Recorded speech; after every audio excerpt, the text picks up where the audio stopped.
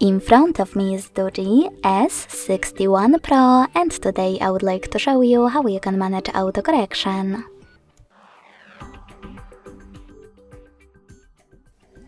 Begin by opening Settings and scrolling all the way down.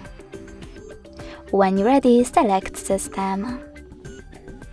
Following that, click on Languages and Input, On-Screen Keyboard, and Gboard. Lastly, click on Text Correction, scroll down just a bit and use this switcher next to autocorrection.